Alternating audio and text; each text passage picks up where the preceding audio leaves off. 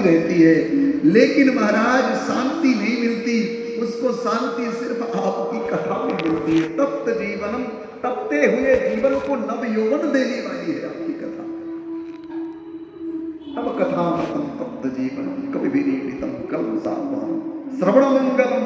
श्रवण करने से क्या होता है? आपकी कथा श्रवण करने से महाराज मंगल ही मंगल होता है। जब जीव के समस्त कलमश, समस्त पाप उड़ करके भाग जाते, ऐसी कथा। महाराज आप हमें छोड़ करके मत जाओ, आपके लिए हमने सब कुछ छोड़ दिया। हे ठाकुर जी, जब आपको छोड़ना था तो आपने हमें बुलाया ही क्यों? हमारी क्या गलती है महाराज? सुखदेव महाराज कहते हैं, परीक्षित 19 श्लोकों में गोपिकाओं ने रो रो करके गाया है। रुरुदु स्वरम राजन कृष्ण दरसन लालसा। रो करके कोई गीत नहीं गाया जा सकता था, लेकिन गोपिकाओं ने इधर विलक्षण बात करी है महाराज। रो रो करके ठाकुर जी के गीत को, इस 19 श्लोकों को गाया है। इतना भाव है इसमें, इतना प्रेम है ठाकुर जी के प्रति। इस गोपी गीत को बोलना चाहिए, कहना चाहिए, श्रवण करना चाहिए, सुनना चाहिए। अगर अब माताएं मेरी जितनी बैठी हैं सब ये मेरी दादी और मैया की जैसी हैं, ये माताओं, अगर आपको गोपी गीत नहीं आता तो गोपी गीत की हिंदी अनुवाद रोज पढ़ा करिए, बड़ा आनंद आता है। वो नियम बनाइए, बड़ा आनंद गोपी गीत में आता है। और अगर नहीं, आजकल तो मोबाइलों में सुंदर गोपी गीत निकाल लें और सुन लें, सुबह उठते ही गोपी गीत लगा लें, बड़ा एकदम मन को शांति मिलती है। यह ठाकुर जी की याद में गाया गया है। और इस गोपी गीत को जब गोपिकाओं ने गाया, ठाकुर जी रह नहीं पाए हैं। और ठाकुर जी, ऐसा लगता है कि गोपिकाएं अपने प्राणों का त्याग करने वाली हैं। कोई कह रही है यमुना में छलांग लगा के मर जाऊंगी, कोई कह रही है गिरिराज के उस शिलाखंड से कूद करके अपने प्राणों का त्याग कर दूंगी, लौट करके घर नहीं जाऊंगी।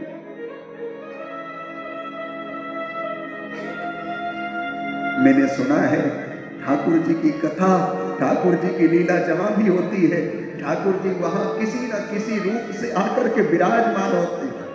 ऐसा ठाकुर जी ने कहा है अपने मुखार बिंदु से। मेरी कथा जहां भी गाई जाती है, जहां भी मेरा कीर्तन होता है, मैं किसी न किसी रूप से उधर विराजमान हो जाता हूं। गोपिकाओं ने लीला करी है, कोई कंस बन गया, कोई पूतना बन गई है, कोई कृष्ण बन गया।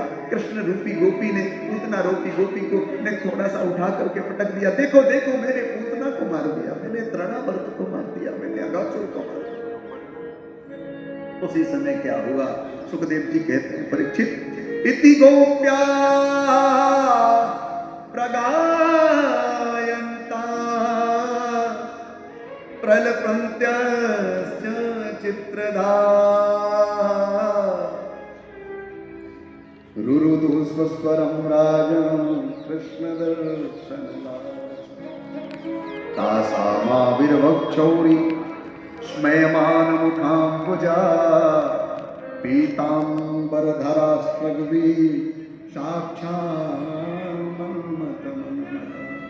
ठाकुर जी रह नहीं पाए ऐसा विरह देख करके, उन गोपिकाओं के बीच में प्रकट हो गए हैं। तासामाविर्वक्षौरिस्मयमानमुखाम्बुजा। महाराज ठाकुर जी प्रकट हो गए, पीताम्बरधारी ठाकुर जी को देख करके गोपिकाओं का रोना तो बंद हो गया, लेकिन मुंह से आवाज नहीं निकली।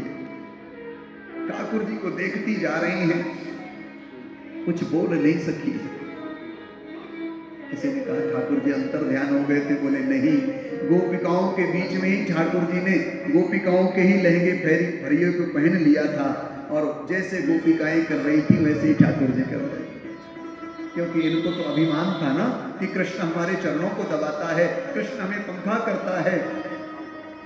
और एक बात बताएं सज्जनों, जहां आ जाता है अभिमान, वहां से चले जाते हैं मेरे श्री श्याम, मेरे भगवान। ठाकुर जी प्रकट हुए हैं। ठाकुर जी बोले अब हम आ गए, हम तुम्हारे हाथ जोड़ते हैं, तुम्हारे ऋण से हम कभी मुक्त नहीं हो सकते गोपिकाओं। अब जो तुम चाहती हो तुम्हारी अभिलाषा पूर्ण हम करेंगे।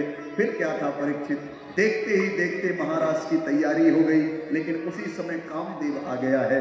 कामदेव ने आकर के कहा महाराज, भगवान ने पूछा तुम कौन? पुरुषों का संयोग जहां होता है उधर मैं आ जाया करता हूं। मेरा नाम कामदेव है।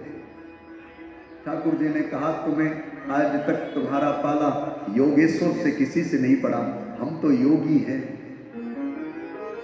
बोले महाराज हम जानते हैं, इसीलिए तो आए, हमने सबको हरा दिया महाराज, आज आपसे लड़ने के लिए आया हूं। ठाकुर जी बोले तो सुनो, हम इतनी गोपिकाएं हैं, इनके मध्य में रास करने के लिए जा रहे हैं। हम में अगर तनिक मात्र कोई दोष देखना तो हम हारे और तुम जीते। और सुनो कामदेव, अगर तुम हार गए तो तुम्हें हमारा बेटा बनना पड़ेगा, और अगर हम हारते हैं तो हम तुम्हारा बेटा बनेंगे।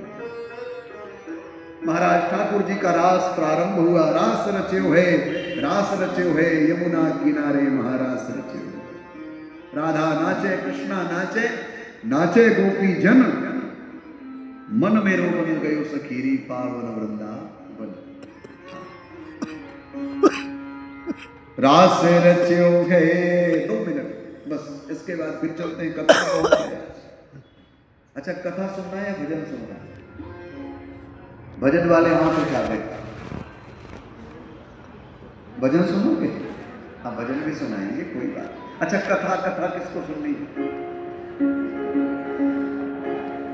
अब देखो, हाँ निवेदन करो। वैसे तो हमारी मैया और बहन लोग कहती है महाराज जी भजन भी गाया करो, लेकिन कथा जब इतनी मीठी है, जब कथा हो रही है तो थोड़ा कथा ही, तो भी हम 3-4 भजन तो कम से कम रोज सुना ही देते हैं। और भजन तो ऐसे ही हर साल हम सुना ही रहे हैं। भजन जन्माष्टमी में हम आते ही हैं, तो 2 दिन सुंदर भजन ही भजन चलते हैं। और आप कहोगे भाई तो अभी भी सुना सकते हैं। बोलो राधे राधे।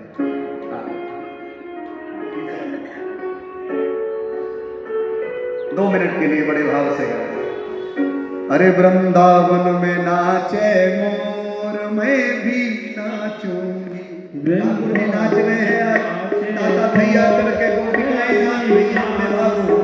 वृंदावन में नाचे मोर, मैं भी नाचूंगी। वृंदावन में नाचे मोर, मैं भी नाचूंगी। वृंदावन में नाचे मोर, मैं भी नाचूंगी। वृंदावन में नाचे मोर, मैं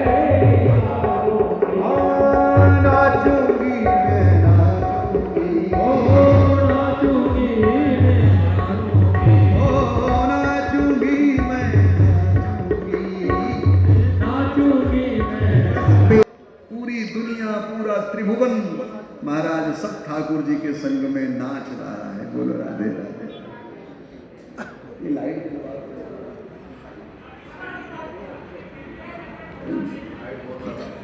बोलो राधे राधे।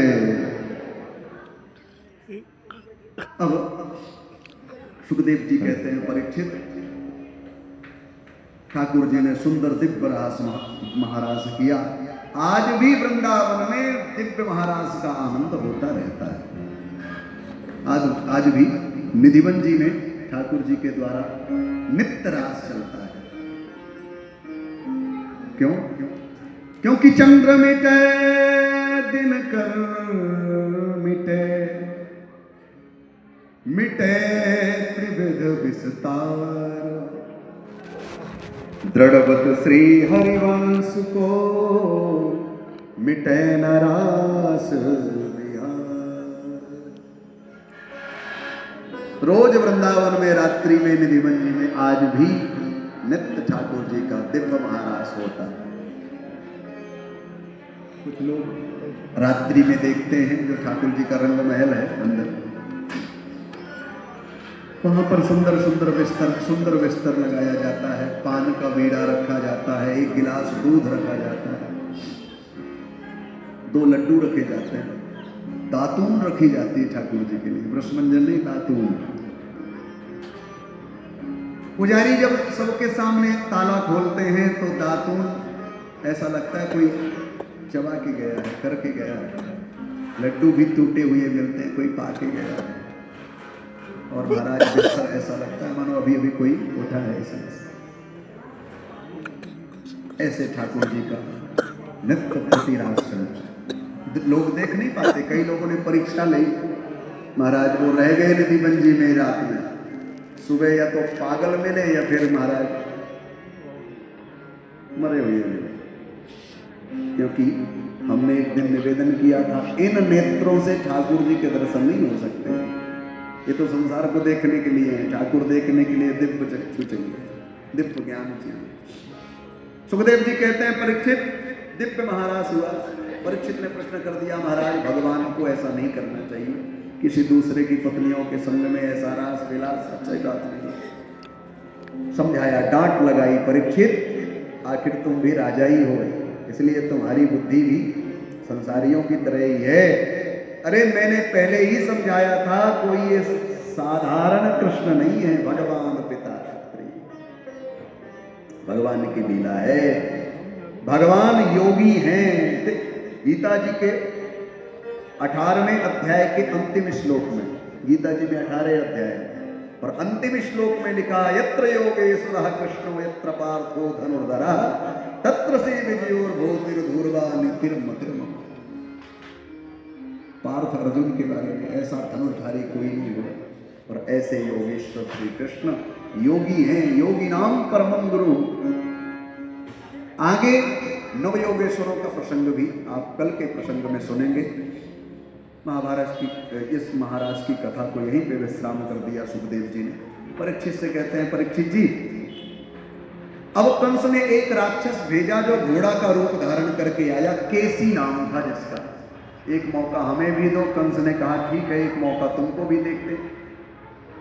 वह केसी आया, यमुना के किनारे ठाकुर जी गैया चरा रहे थे, तो घोड़ा बन करके ही नहीं नाता हुआ चला आया, मुख फाड़ करके। तो ठाकुर जी ने अपना बायां हाथ ही केसी के मुख के अंदर प्रवेश करा दिया, और श्वास अवरुद्ध होने के कारण उस केसी नाम के घोड़े ने अपना प्राण त्याग दिया। अभी भी वृंदावन में वही केसी घाट है, यमुना के किनारे। कभी परिक्रमा लगाना तो बगल में ही है। बोलो राधे राधे, बोल केसी मर्दन भगवान की जय हो। संत जन मजाक करते हैं कि जब केसी आया तो उन्होंने कहा, सुनो तुम्हारा भी नाम कृष्णचंद्र और हमारा भी नाम केसी, दोनों का अर्थ एक ही होता है। हमारा भी बोल बॉम अगर लगाया जाए तो केसी, हम इंग्लिश वाला अंग्रेजी वाले। बोलो राधे राधे, ये संतों की बात है। ठाकुर जी ने केसी का उद्धार किया। इधर नारद जी महाराज पहुंचे हैं कंस के पास, और कंस से कह दिया, क्यों जी कितने राक्षस भेज चुके, उन कृष्ण बलराम का तुमने कुछ भी नहीं कर पाया, और देखो वही तुम्हारे मृत्यु का कारण बनने जा रहे हैं। महाराज क्या करूं? बोले ऐसा करो ना, कृष्ण बलराम को यहीं बुला लो। कैसे बुलाऊं? बोले वो जो धनुष शंकर जी ने तुमको दिया था उसका आयोजन मेला करो, और मेले में चिट्ठी निमंत्रण दे करके कृष्ण बलराम को मथुरा बुला लो। इधर आ जाएं तो उनका उद्धार कर देना, उनको मार देना। और ऐसा कह करके नारद जी सीधे कन्हैया के पास आए। वन में कन्हैया गैया चरा रहे थे, एकांत को देख करके नारद जी आए, आकर के हाथ जोड़ करके बोले, महाराज उस दुष्ट कंस को कब मारोगे? ठाकुर जी मुस्कुरा के बोले, उधर क्या कह के आए हो? बोले, महाराज जी आप तो सब जानते हो, चाहे वह आपके पास आए चाहे आप उसके पास जाए, मरना तो उसी को है। बोलो राधे राधे, बोलो राधे राधे, एक जोरते बोल दे राधे राधे, राधे राधे।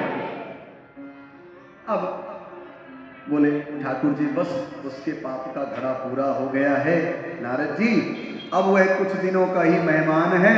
अब हमारी भी आयु लगभग 11 वर्ष 56 दिन की होने के लिए जा रही है। 11 वर्ष 50 दिन के लगभग ठाकुर जी हो गए। 11 वर्ष 56 दिन तक ठाकुर जी ब्रज में रहे। इसके बाद मथुरा में लगभग 14 वर्ष तक रहे ठाकुर जी, और द्वारिका में 100 वर्ष रहे। 125 वर्ष की लीला ठाकुर जी ने करी। क्या करें, कैसे? इधर कंस ने उपाय सोचा, महाराज किसको भेजूं लेने के लिए? ओहो, कृष्ण के चाचा ही अक्रूर हैं, रिश्ते में चाचा ही लगते हैं।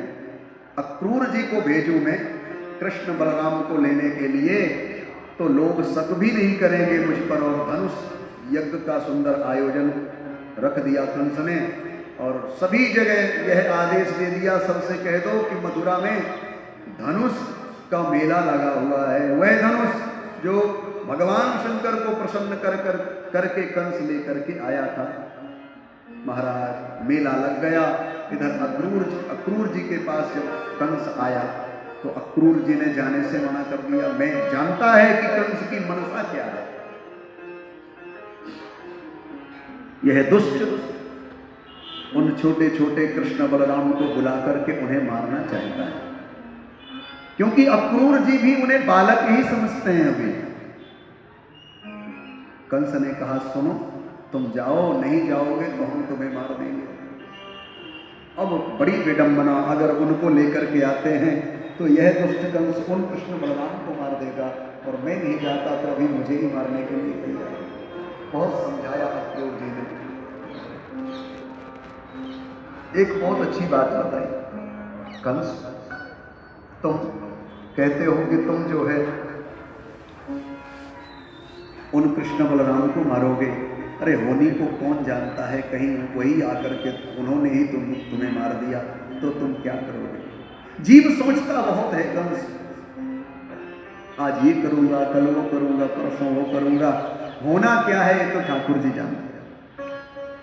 एक तेल बेचने वाला तेल बेचने के लिए जा रहा था। तेल का पहले के जमाने में बर्तन नहीं होते थे तो मटके में तेल रख करके, सरसों का जो भी तेल था उसको बेच रहा था, उसका काम ही है बेचना।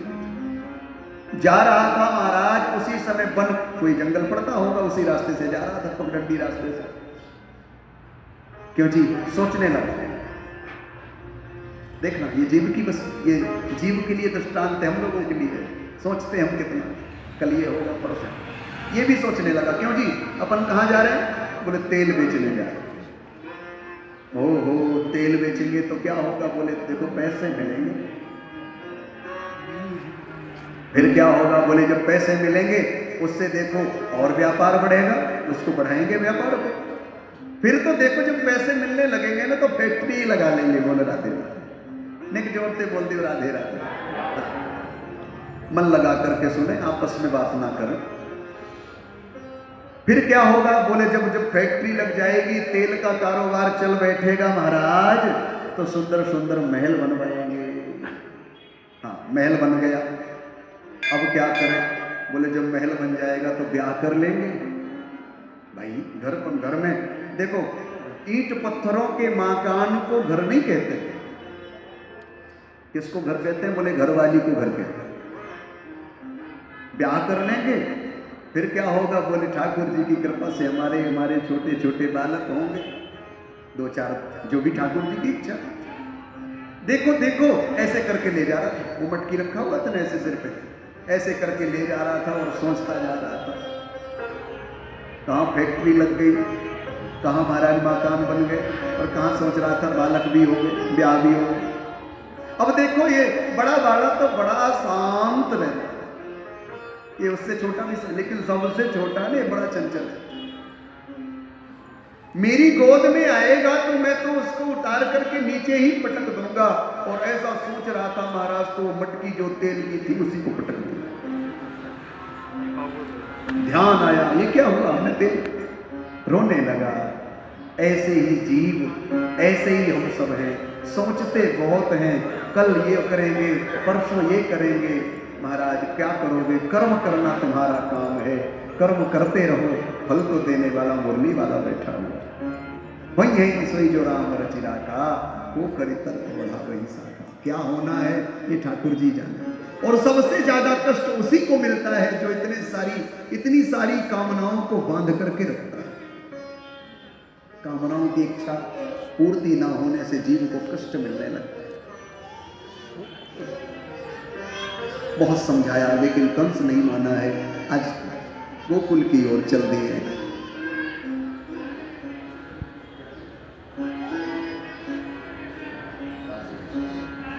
बोलो राधे राधे। आज चल दिए हैं, रोते हुए रथ में बैठे अक्रूर जी, और अक्रूर जी मथुरा से और नंदगांव ज्यादा दूरी पर नहीं है, वृंदावन ज्यादा दूरी पे नहीं है महाराज, ज्यादा से ज्यादा आधा 1 घंटे का रास्ता है। लेकिन सुखदेव जी कहते हैं परीक्षित पूरा दिन लग गया, भोर के चले हैं पूरा दिन लग गया। रोते हैं तो घोड़े बहक जाते हैं, कभी आगरा की ओर चले जाते हैं, कभी दिल्ली की ओर। फिर जब ध्यान आता है वृंदावन का रास्ता नहीं है, फिर जब उनको सचेत होकर के चलाते हैं। पूरा दिन लग गया परीक्षित।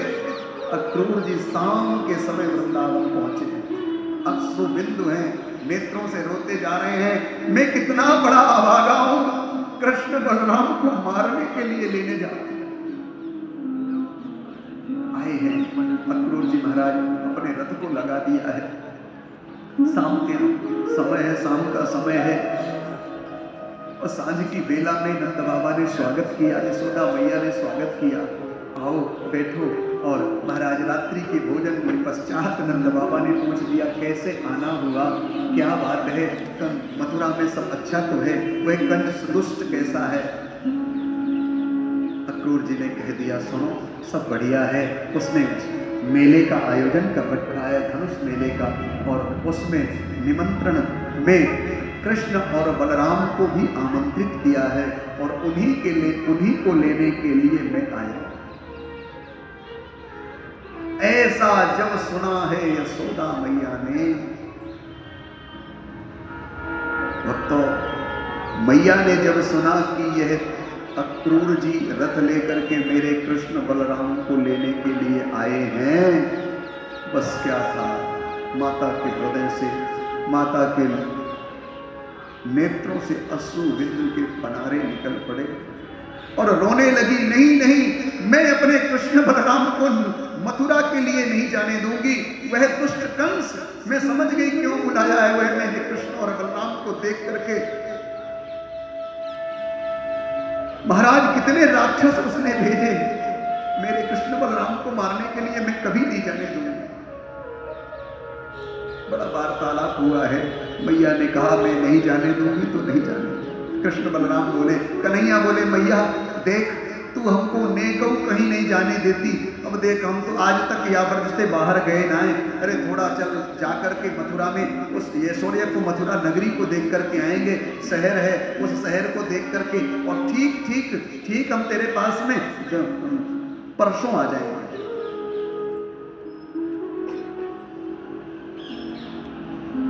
कन्हैया समझाते रहे रात्रि भर मैया को, मैया का एक ही जवाब, मैं कृष्ण बलराम को मथुरा नहीं जाने दूंगा। अक्रूर जी ने जब देखा कि यशोदा मैया ये वास्तव में ही कृष्ण बलराम को मथुरा नहीं जाने देगी, तो उन्होंने एक बात आज बताए देनी कि ये जो कृष्ण है ये तुम्हारा छोरा नहीं, ये तो वसुदेव और देवकी का बेटा है। सज्जनों 11 वर्ष 56 दिन के कन्हैया हैं, किसी मैया को इतने दिनों के बाद यह पता चले कि ये मेरा बेटा नहीं,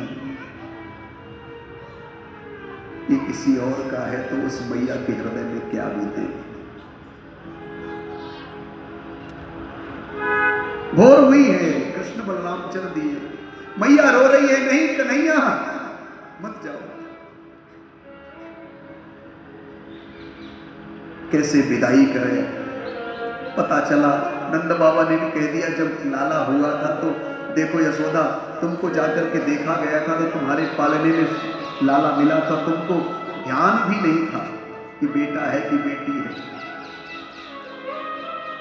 इस बात का जब भान हुआ, ज्ञान हुआ यशोदा मैया को, कन्हैया के चरणों में गिर पड़ी, लाला मुझको क्षमा कर देना, मैंने तुझे कितने कष्ट दिए।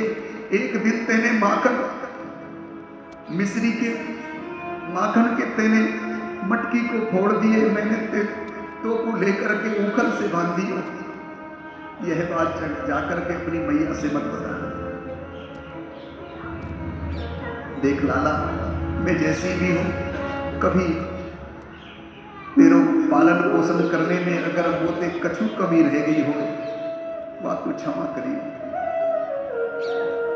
कन्हैया अश्रु को पोंछ रहे, मैया ऐसी बात मत करे, मैं तेरो ही लाला हूं। ये अक्रूर जी झूठ बात बोल रहे हैं, अक्रूर सच बात को नहीं जानते, मैं तेरो ही लाला हूं मैया, मैं वसुदेव जी को, देवकी को लाला ना हूं। मैया ने विदाई करी है सज्जनों। गोपिकाओं ने देखा मोर भई तो देखा रथ है, रथ खड़ा हुआ है नंद बाबा के द्वारे पर। वो हो ये मथुरा से आया हुआ रथ है, कहीं हमारे कृष्ण बलराम प्राण वल्लभों को लेकर के कोई जा तो नहीं रहा है। गोपिकाएं आज जो जल भरने के लिए यमुना में जा रही थी महाराज, वह रुक पड़ी हैं और पूछा, पता चला कि अक्रूर जी लेने के लिए आए हैं। बोले मैं हम कृष्ण बलराम को नहीं जाने देंगी, अगर अक्रूर को रथ ले जाना है तो हमारे ऊपर से होकर के रथ को ले जाना पड़ेगा, हमारे प्राणों को प्राण ले चले जाएंगे तभी कृष्ण बलराम जा सकते हैं, वरना हम कृष्ण बलराम को जाने नहीं देंगे। कन्हैया ने बहुत समझाया और महाराज इधर तो ऐसे नहीं लिखा है, संतों का ऐसा भाव है। श्री राधा रानी को ठाकुर जी ने अपनी बांसुरी प्रदान कर दी है। हे राधे तुम तो जानती हो मेरा अवतार क्यों हुआ है, मैं अगर मथुरा नहीं जाऊंगा तो आगे कंस का उद्धार नहीं होगा, मुझे तो पापियों से इस पृथ्वी को हीन करना है, क्योंकि जब जब हो ही धर्म के हानि बाढ़े असुर महा अभिमानी, तब तब धरि प्रभु विविध शरीरा विप्रधेनु सुर संतहित लीन मनुज अवतार। ब्राह्मणों के ऊपर अत्याचार होता है, धेनु गैयाओं के ऊपर अत्याचार होता है, धेनु सुर देवताओं को कोई जब नहीं मानता महाराज, सब कपोल समझते हैं, सब देवता बेकार सब। और संतों का जब अपमान होने लगता है, जब पृथ्वी व्याकुल हो जाती है, तड़पती है, अधर्म का बोलबाला बढ़ जाता है, तब तो ठाकुर जी किसी न किसी रूप को धारण करके आए। आज भी देख लो ब्राह्मणों की क्या दुर्दशा हो रही है समाज में, गायों का कितना अपमान चल रहा है। गाय का दूध सब पीना चाहते हैं लेकिन पालना कोई नहीं चाहता। संतों की क्या दुर्दशा हो रही है, कोई मंदिर नहीं जाना चाहता। बहुत कम लोग हैं जो मंदिर जाना पसंद करते हैं, ठाकुर जी के दर्शन, ठाकुर जी का नाम लेते हैं। महाराज अधिक लोग विदेशों की ओर उन हाव भाव को देख करके उसी में जाना पसंद कर रहे हैं। क्यों? क्योंकि कलयुग चल रहा है, धीरे धीरे धीरे धीरे धीरे धीरे धर्म नष्ट होता जा रहा है। कोई अपने माता पिता को प्रणाम नहीं करता, माता पिता की बातों का ध्यान नहीं देते। मां नहीं मात पिता नहीं देवा, साधु नमस्कार भावई सेवा, जिनके यह आचरण भवानी ते जानो निश्चल सुख। किसी ने पूछा पहले निशाचर होते थे, आज निशाचर हैं, उनके स्वभाव कैसे हैं? बोले जो अपनी माता पिता को न माने, मां नहीं मात पिता नहीं देवा, साधु सन करवा वही सेवा, जिनके यह आचरण भवानी, जिनके ये आचरण है ते जानो निश्चल सब प्राणी, यही निशाचर हैं। बोलो राधे। कोई अलग से सींग और पूंछ नहीं होती निशाचरों का। हम कन्हैया को नहीं जाने देंगे। ठाकुर जी ने कहा देखो गोपिकाओं, हे राधे तुमको समझाता हूं मैं, तुम ये बांसुरी को लो और बड़े प्रेम से यही रहना। सच कहता हूं तुम्हारा जो कन्हैया है इस ब्रज से बाहर नहीं जाए।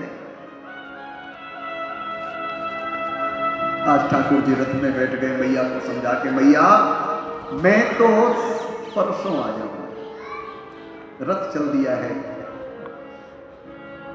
विदाई करी है यशोदा मैया ने, विदा गोपाल विदा,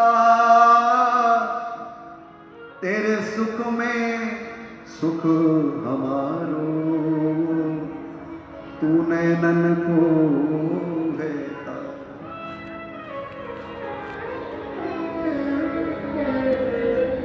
मैं तो तुमको माखन देती, भोर उठाए उठाए के, भूल न जाना हमको प्यारे, तुम मथुरा को जाए। प्रभु की है कृपा, बना रहे साथ तेरा, तेरे सुख में सुख हमारो, तू नैनन को है तारा। विदाई करी है महाराज। उस मैया के हृदय में क्या बीती होगी, थोड़ा सा आप लोग भी चिंतन करके देखें। उस यशोदा मैया की जिसको पता चला 11 वर्ष 56 दिन कल कृष्ण का पालन पोषण करने के बाद पता चला ये मेरा लाला नहीं है। संसार में कोई बेटा चला जाता है, मैया कैसे तड़पती है उस मैया से पूछ। पूत कपूत सुने हैं पर ना माता सुनी थी। और कृष्ण जैसा बेटा 95 वर्ष की आयु में ठाकुर जी का अवतार हुआ, क्या बीती होगी यशोदा से। ठाकुर जी रथ में बैठ करके चले गए, गोपिकाएं रथ को रोकती रही, रथ नहीं रोका, खड़ी रही स्तब्ध होकर के रथ को देखती रही। रथ जब तक धर्म ध्वज दिखी रथ की तब तक खड़ी रही। और महाराज सुखदेव जी कहते हैं परीक्षित ब्रज का हाल शांति में परिवर्तित हो गया, स्तब्ध हो गया। जहां ब्रज में कोलाहल मचता रहता था, नंद के आनंद भयो जय कन्हैया लाल की, जिस दिन ठाकुर जी गए मथुरा को, उस दिन उनकी याद में गोपिकाएं इतना रोई, परीक्षित इतना रोई कि संपूर्ण ब्रज का जल ही खारा हो गया। ब्रज में पानी खारा निकलता है। संत जन ऐसा भाव है संतों का कि ये कोई साधारण जल नहीं, याद में गोपिकाओं का रोया गया अश्रु बिंदु ही है जो खारे जल के रूप में। बोला राधे, इतना प्रेम ठाकुर जी से गोपिकाओं ने किया, इतना प्रेम ब्रजवासियों ने किया, इतना प्रेम यशोदा मैया ने किया। तभी तो ठाकुर जी कहते हैं अरे ब्रजवासियों, मैं तुम्हारे ऋण से कभी पूर्ण हो ही नहीं सकता।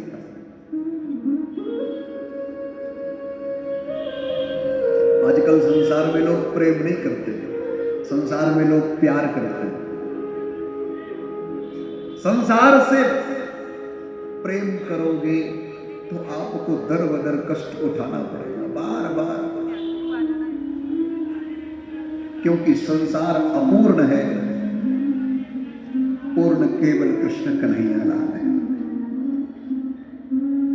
किसी भी भाव से भाई बनाओ, बहन बनाओ, पिताजी बनाओ, बंधु बनाओ, सखा बनाओ, संबंध ठाकुर जी से ही रखो। संसार तो स्वार्थी था, स्वार्थी ही है और स्वार्थी ही रहेगा। चाहे वह कितना भी कुछ भी कर ले, लेकिन स्वार्थ तो सबके अंदर रहता है। बोलो राधे। इसलिए प्रेम ठाकुर जी से करे। शरीर का कर्तव्य संसार को देना है, शरीर से संसार में रहे और शरीर से संसार के कर्तव्यों को निभाए। मन से ठाकुर जी का ध्यान करे, तभी जाकर के जीव का कल्याण होता है। बोलो राधे राधे। आज हम एक प्रवचन सुन रहे थे, एक टटिया स्थान वाले महाराज श्री हैं, उन्होंने बड़ा सुंदर उनका प्रवचन आ रहा था। उन्होंने कहा जन्म जन्मांतरों पे पुण्य उदय हो जब तो भक्ति मिलती है, और भक्ति जब आ जाए तो महाराज इस कलयुग में थोड़ी सी भी भक्ति अगर आपके अंदर आ गई तो समझो आपका कल्याण हो जाएगा। बोलो राधे राधे। जैसे धनवान व्यक्ति चाहता है कि हमारा धन और बढ़ता ही जाए, वैसे ही हम भक्तों को भी यही सोचना चाहिए कि ठाकुर जी के प्रति हमारी भक्ति भी बढ़ती जाए। बोलो राधे राधे। लेकिन जोरते बोल दो राधे राधे। आज ठाकुर जी चल दिने हैं। अक्रूर जी महाराज ने जब ये देखा तो अक्रूर जी भी रोने लगे, मैं कितना बड़ा दुष्ट हूं जो कृष्ण बलराम को ले जा रहा हूं। महाराज ठाकुर जी समझ गए चाचा जी रो रहे हैं, रथ इधर उधर जा रहा है, तो ठाकुर जी ने क्या किया, अपने कोई माया से, अपने योग बल से ही अक्रूर जी के शरीर में खुजली उत्पन्न कर दी। ऐसा लगा कि जैसे कुछ। अक्रूर जी बोले लाला यमुना के किनारे पे जा रहे हैं, हम डुबकी लगाए लेने यमुना में, तुम बैठो इधर रथ में। अक्रूर जी यमुना में डुबकी लगाने लगे परीक्षित, तो महाराज डुबकी लगाए तो अंदर ठाकुर जी के दर्शन हो, जल के अंदर रथ दिखे। बाहर निकल के देखे तो सामने ठाकुर जी मुस्कुराते हैं। ये क्या लीला है। अब इस बार डुबकी लगाई तो ठाकुर जी जल के अंदर ही समझाने लगे, अक्रूर जी साधारण मत समझो, हम ही भगवान है, कंस हमें क्या मारेगा, हम भी उसका उद्धार करने के लिए जा रहे हैं। जब ऐसा समझाया तो अक्रूर जी समझ गए अरे भैया ये तो परब्रह्म परमेश्वर है, ये तो सब इसी की लीला है। अक्रूर जी लेकर के पहुंचे, ग्वाल वाल भी ठाकुर जी के संग में गए, नंद बाबा उपनंद सब मथुरा में गए और यमुना बाग में ठहराव हुआ है, रहने का जो स्थान दिया था मथुरा में कंस ने एक बाग में दिया। इधर पर ठाकुर जी कहने लगे, बाबा अब देखो तुम तो इधर विश्राम करो सब लोग, और हम और हमारे ग्वाल वाल, हम और हमारे जितने ग्वाल वाल हैं, अब हम जा रहे हैं मथुरा घूमने को। बोलो राधे राधे। मथुरा है कंचन की नगरी, स्वर्ण की नगरी। अब हम देख करके आए। बाबा बोले, दारी के कन्हैया तोए हम न जान देंगे, क्योंकि तू उल्टो चले। और भैया